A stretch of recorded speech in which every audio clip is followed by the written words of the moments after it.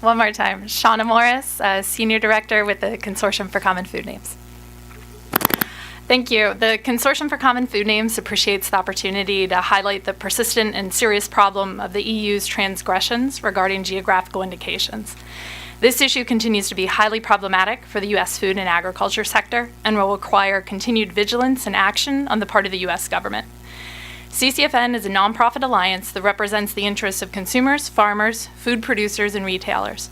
Our primary mission is to preserve the legitimate rights of producers and consumers worldwide to use generic names.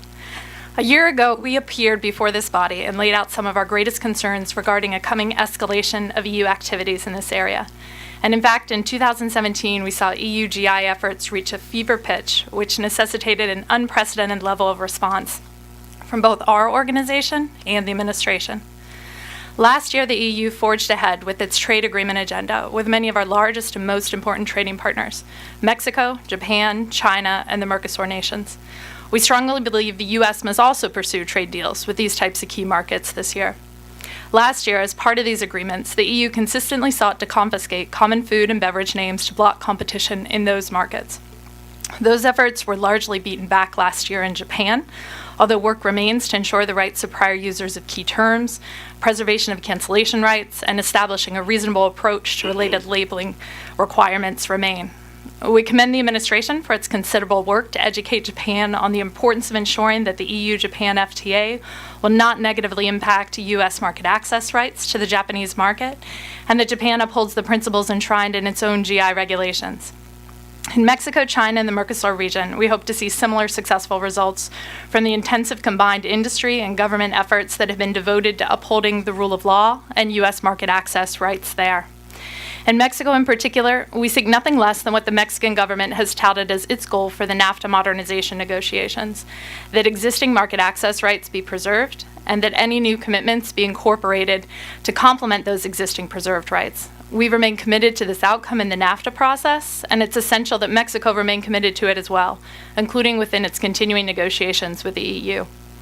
As for the EU's GI strategy, it continues to expand beyond simply free trade deals. Indeed, this past year illustrated more clearly than ever that the EU is executing a global policy agenda across many key U.S. export markets with the express goal of hamstringing competition from American and other companies. An important point is that the EU is not just targeting a set scope of products. Rather, the lists of products it attempts to protect is changing and expanding all the time. This was best illustrated by the EU's decision last year to abandon its commitment to uphold standards set through the Codex Alimentarius process by approving a GI for a term with an existing international standard. We expect that the EU and any other U.S. trading partner would be quick to condemn the U.S. if the shoe were on the other foot. If this government sought to enshrine into legal text requirements that bar competition from other countries globally, rather than pursuing a market-opening approach, the EU and others would be quick to criticize. It's therefore natural that the U.S. and others should condemn and combat the EU's tactics in the clearest manner. And finally, in the area of GIs and trademark filings, we continue to see entities supported by European governments attempting to misuse the U.S. trademark system to try to inappropriately register certification marks here for terms that have long been generic in the U.S. The U.S. government must remain vigilant to avoid that outcome and recognize that such applications for what they truly are, brazen attempts to clear the field of non-EU competitors. In fact, we strongly recommend that further improvements are made to the PTO trademark review process to more effectively ensure that the U.S. system can safeguard common names and the interests of trademark holders. We greatly appreciate the strong and swift U.S. government responses over the past year to the EU's competition restricting efforts on GIs. These actions have been critical to supporting U.S. farmers and food and beverage manufacturers. In conclusion, we ask you to continue the core objectives outlined in the 2017 report and to continue to enhance U.S. efforts to hold our trading partners to their commitments. And we will continue to work closely with government agencies to achieve these ends. Thank you. Thank you very much for your testimony. And the first question will come from USDA. Hello. I would also like to extend my thanks for your testimony.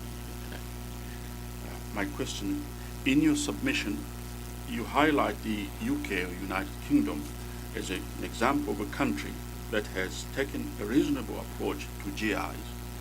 and highlight the example of UK's multiple GIs for types of cheddar, which makes clear that the use or the usage of the generic term cheddar is preserved. Could you elaborate on why you consider this to be an appropriate alternate path for the protection of GIs? Thank you. We And- think that, oh, The second part, could you, sorry, could this approach be used in other countries? Thank you. Thank you. In response to your last question, yes, we certainly think that it's a very positive type of model that other countries and other sectors could and should be using. The combination of a regional term together with a generic term, and protection being extended only to the terms when used together in full, is a model that we believe provides both protection in a legitimate sense for the GI applicant to allow them to establish their rightful protections while preserving the rights of generic users.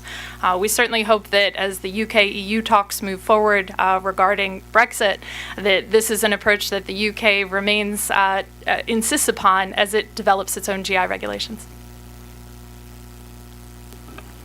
Thank you very much. The next question comes from USTR. CCFN raised concerns with the process in Mercosur countries that are conducting a public consultation and opposition process with respect to EU GIs that could potentially be protected through a trade agreement between Mercosur countries and the EU. In your view, what specifically is lacking in this process? Thank you. One of the key concerns we had with the Mercosur process was an extremely short time window for commentary. There were lists of upwards of 300 names published all at once, with comment periods that were typically 30 days or thereabouts. That put a tremendous burden on those looking to defend their rights in those markets to be able to provide sufficient evidence and comments in the appropriate time frame. We also, based on what we're hearing from our colleagues on the ground in industries in those countries, remain deeply skeptical about whether these EU GI registrations being conducted via FTA process, whether in Mercosur or in other countries, are in fact genuine, and making decisions based on the facts at hand rather than the outcome that the EU would like to see. Thank you very much. The next question is from ITA. You had mentioned in your testimony the EU-Mexico FTA. Could you elaborate on what market access impacts that agreement might have on U.S. producers that rely on common food names? Well, thank you for that. Mexico is one of the largest export markets for U.S. food and beverage manufacturers in terms of export products. For the dairy industry, for instance, it's by far #1 export market and by far our largest cheese export market. So you have a lot of industries that have well-developed market presence in that country, in addition to high hopes for continued expansion opportunities given the rights that are in place via the NAFTA agreement. The interest from our standpoint and my members' angle is simply in terms of trying to preserve both their existing sales avenues and those future opportunities that were accorded under the NAFTA agreement. Thank you. And a similar question regarding Canada. What, if any, negative impact have U.S. producers seen as a result of the completed CETA negotiations between the EU and Canada? Thanks for that.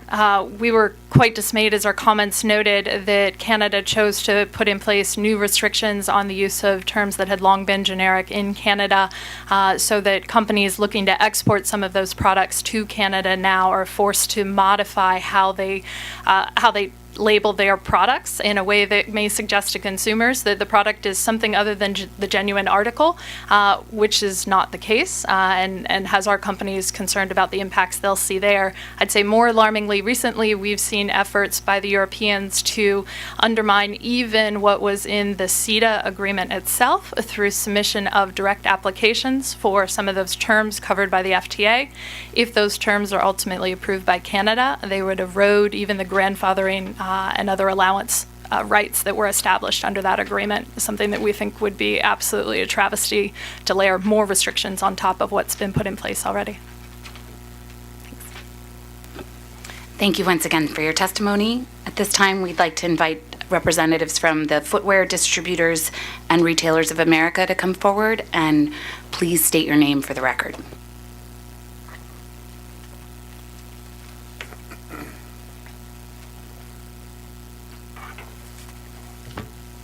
Good morning.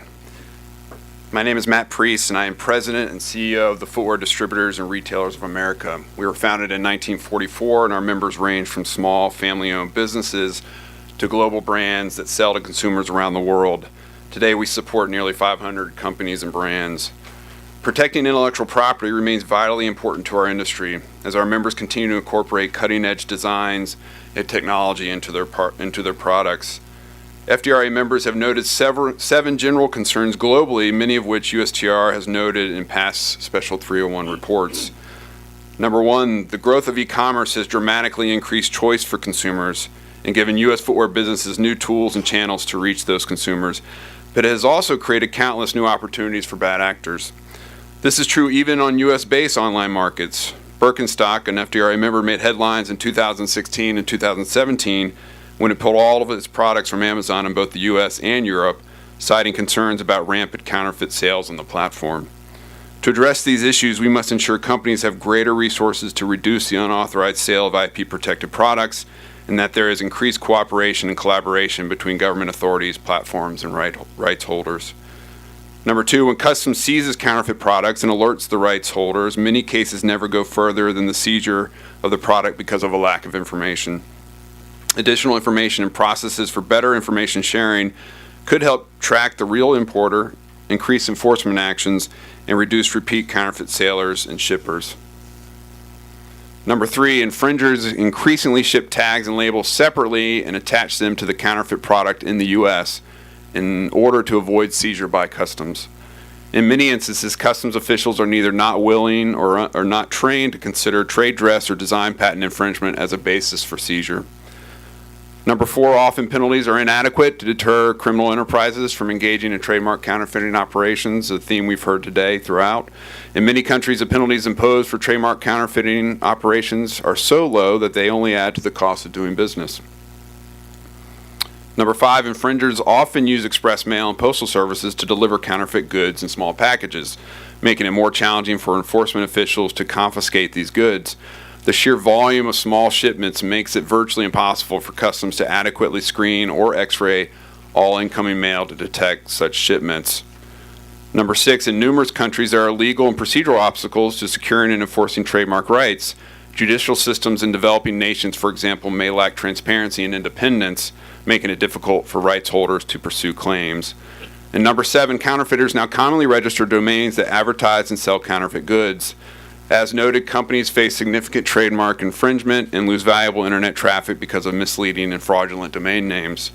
It can be hard for companies to find redress because a number of foreign registries are not transparent and do little to assist aggrieved rights holders. Now I'm going to reference a couple country-specific issues that we have, and there are even more extensive comments within our submission. For China, strengthening IP protection in China remains imperative because China is a dynamic market of consumers eager to buy U.S. brands.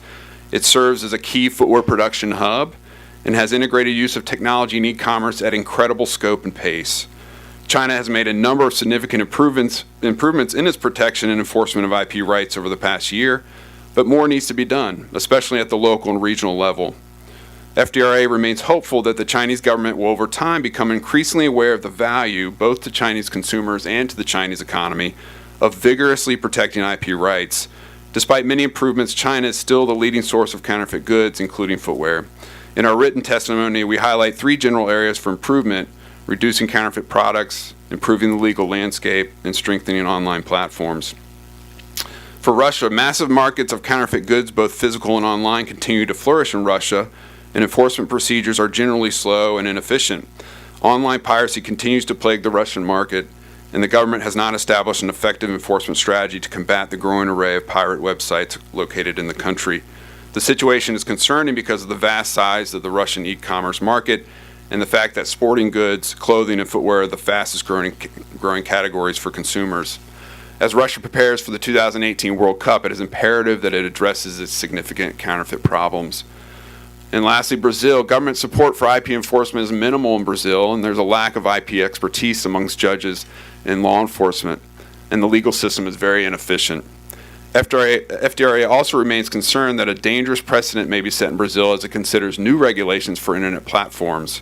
The proposed law would only require a platform to take down content after a judicial order, which would create substantial barriers for companies attempting to protect the integrity of their brands. In addition, because of a complex customs or regulatory system, which includes high duties, imported consumer goods in Brazil are often more highly priced than in other markets. These high prices fuel the smuggling of counterfeit goods onto the black market. FDRA members, which are amongst the most popular consumer brands in Brazil, must often compete with a flourishing black market. In addition, it is important to note that the U.S. does not have a free trade agreement in place with any of the countries highlighted by FDRA in its written testimony to the committee. As the U.S. works to strengthen IP protection and enforcement for American workers and American businesses, FDRA encourages the administration to enter into new bilateral or multilateral trade agreements that will benefit U.S. footwear companies and consumers. In conclusion, our dynamic industry stands on the cusp of innovations that will alter the way we produce and sell shoes and the way consumers purchase shoes and connect with our brands.